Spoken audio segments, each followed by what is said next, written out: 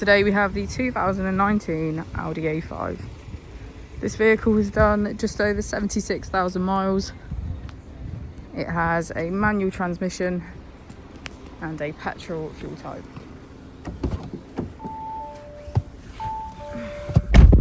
To the left of our steering wheel, we have cruise control as a feature, and on the right we have voice control, automatic wipers and automatic headlights.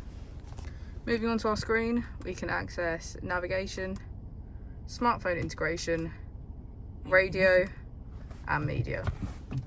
If we put the vehicle into reverse, we can see that it comes with front and rear parking sensors.